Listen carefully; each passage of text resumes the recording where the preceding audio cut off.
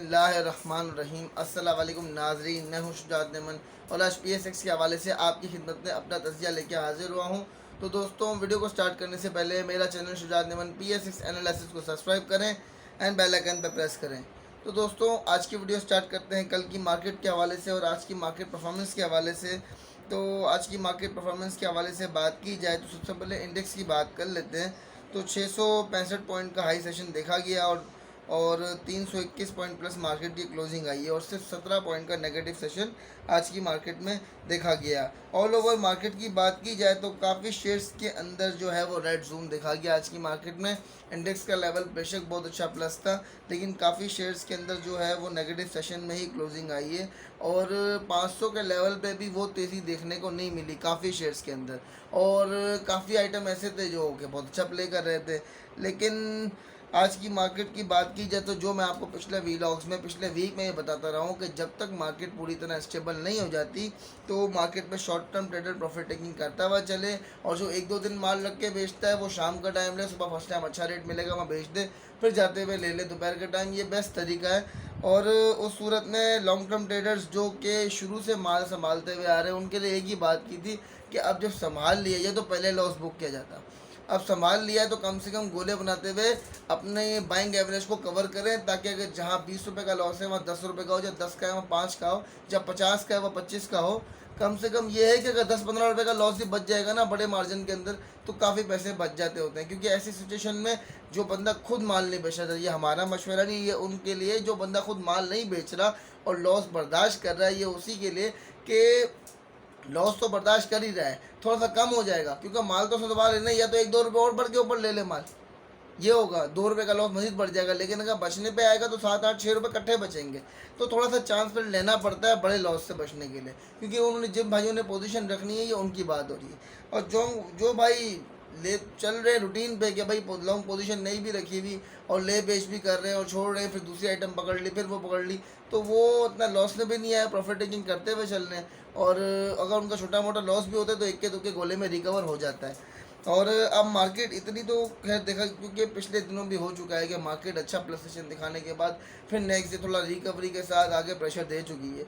तो उस बात को मद्देनजर रखते हुए अगर बात की जाए ना कि यार अगर रूटीन 2 वीक से ये बात दोहरा चुकी है, तो थोड़ा सा अभी भी वेट करना चाहिए, मार्केट के स्टेबल होने का वेट करें।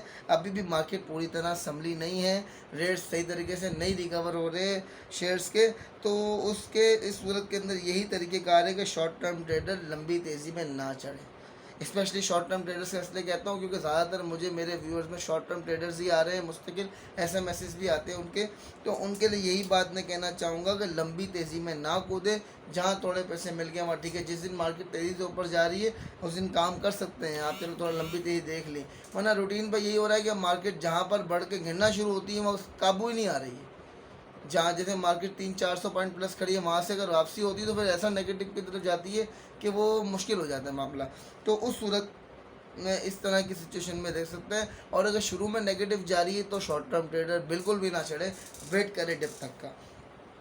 और अब शेयर्स के बारे में बात की जाए तो यूनिटी फूड स्टार्टिंग लेवल में प्लस लेवल खेलता रहा, और इसके अलावा प्लस के अंदर भी अच्छा मूव था। शॉर्ट टर्म ट्रेडर को 50 से 60 पैसे तक का गोला मिल सकता था बड़े आराम से, और आज क्लोजिंग 18 पैसे माइनस किया ये, लेकिन ऑल ओवर ये स्ट्रॉन्ग रहा और कल की मार्केट में भी फूड सेक्टर अच्छा प्ले कर सकता है।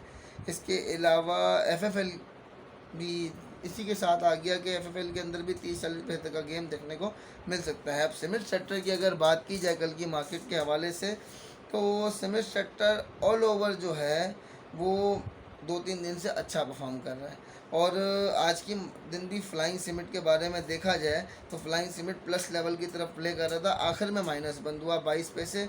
और यही तरीका अगर शॉर्ट टर्म ट्रेडर ने स्टार्टिंग लेवल पे इसका माल लिया, या फिर देखें 13 रुपये 85 पैसे का लो है, 90-92 के लेवल पे माल लिया तो 14.25 के लेवल पे बेच के वो फ्री हो सकता था। और अगर स्टार्टिंग लेवल से ये ऊपर खुलने के बाद मिसाल के तौर पे कोई आइटम नीचे आता है तो वेट कर लें कि वहाँ से फिर जो 20-30 पैसे मिले वो उठा लिए। लेकिन ये नहीं है कि वो एक आइटम जिसने 1 रुपये या ₹1.25 पे कैप है, 1 रुपया ₹1.25 बढ़ के कैप है, वो 90 पैसे प्लस है, आप वहाँ चढ़ जाओ, टू मच, ये तो बहुत गलत बात है, क्योंकि मार्केट अगर सुबह सुबह का टाइम पे, आपको पहले ही पता है कि या तो सुबह सुबह माइनस की तरफ जाएगी बहुत ज़्यादा, तो रिकवरी लाजमी मिलेगी। सुबह का टाइम माइनस, तो मुस्तकिल माइनस तो नहीं खड़ी हो जाएगी मार्केट। और अगर मुस्तकिल मार्केट सुबह का टाइम प्लस की तरफ स्टेबल हो गई जाके, तो थोड़ी बहुत तो प्रेशर देखने को मिलेगा। मार्केट सुबह सुबह जब 1000 पॉइंट, 1200 पॉइंट, 800 पॉइंट खड़ी हो जाएगी, तो वहाँ से मार्केट ने वापसी करना है। 2000 पॉइंट रोज रोज थोड़ी हो जाते हैं। हाँ, जब मार्केट में 300-400 पॉइंट, 500 को पॉइंट का लेवल आता है, समझ में आ रहा है सुबह सुबह इतना लेवल है,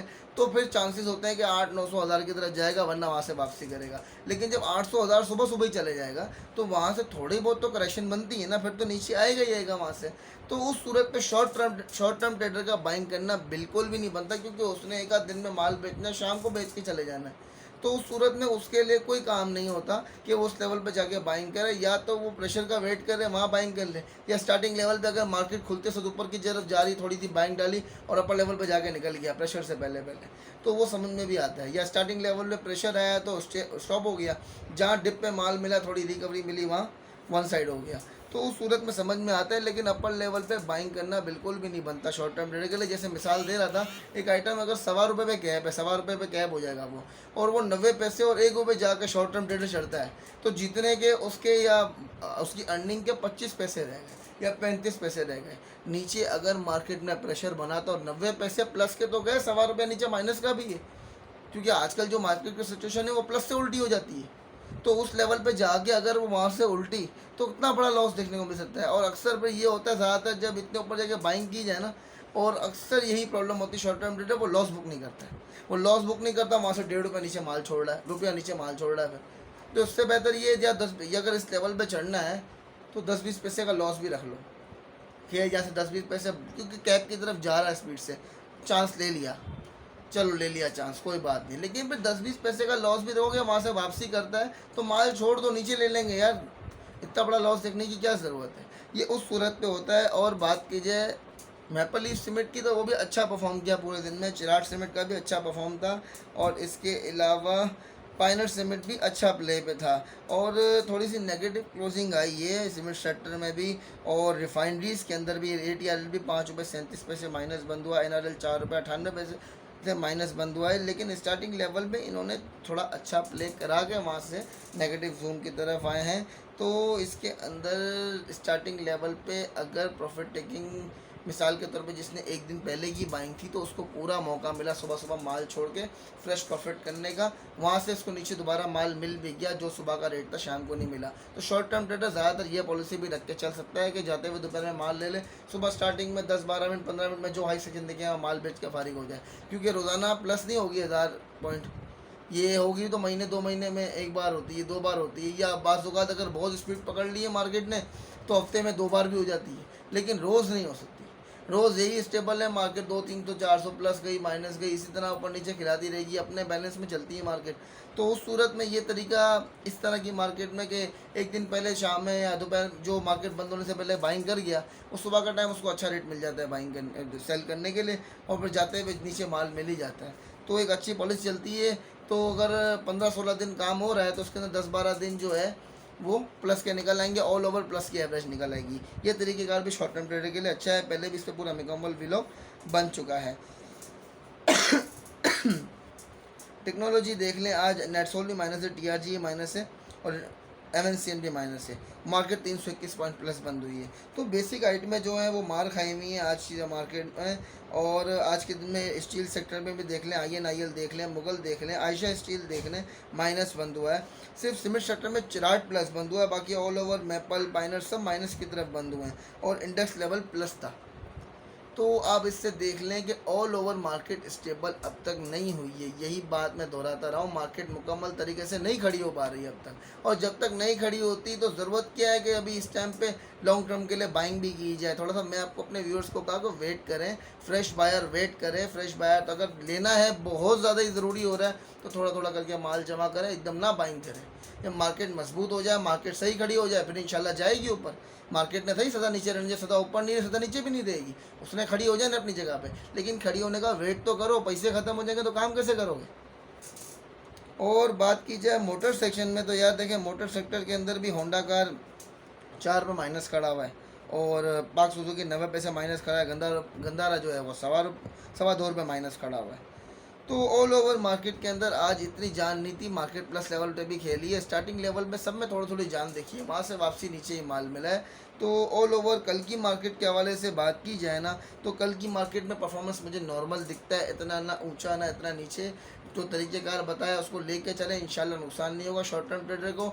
और लॉन्ग टर्म वालों के लिए यही बात है कि अगर वो लंबी पोजीशन संभाल के बैठे हुए तो गोले बनाते रहे, अगर नहीं माल बेचना और माल बेच के फारिग होना तो वो इंसान का अपना मशवरा है। और इसके अलावा साइड आइटमों में देख लें, अभी फ़िलहाल तो साइड आइटमों के अंदर आपको शॉर्ट टर्म ट्रेडर को 40-50 पैसे तक का गोला मिल जाता है, और इतना भी इनफ होता है। अगर आपको अचीवमेंट है, मिसाल के तौर पे एक आदमी ने अगर सोचा हुआ है कि उसने वीक के अंदर इतने पैसे कमाने हैं, कोई 10,000 मिसाल के तौर पे ले लो, तो अगर उसकी इतनी एवरेज बन जाती है शॉर्ट टर्म ट्रेडर की, तो वो ज़बरदस्ती भी काम ना करे कि जो लिया है वो भी जो आया है वो भी चले जाए। इस तरह भी ना करे। अपना एक टारगेट बनाते हुए चलें कि मैंने वीक में इतनी अर्निंग करनी है, और लॉस इतना, मतलब कोई आइटम लिया तो इतना लॉस बांध लिया और इतने प्रॉफिट में मैंने निकल जाना है। तो उससे क्या होगा, कम से कम बड़े लॉस से बच जाएगा शॉर्ट टर्म ट्रेडर, और प्रॉफिट टेकिंग करता हुआ चलेगा, तो इंशाल्लाह फ़ायदे में रहेगा। आज की मार्केट में के हवाले से बात हुई भाइयों, कल की मार्केट के हवाले से बात हुई। उम्मीद आप लोगों को मेरा वीडियो पसंद आएगा। मैं शुजात नेमन आप लोगों से इजाज़त चाहूँगा।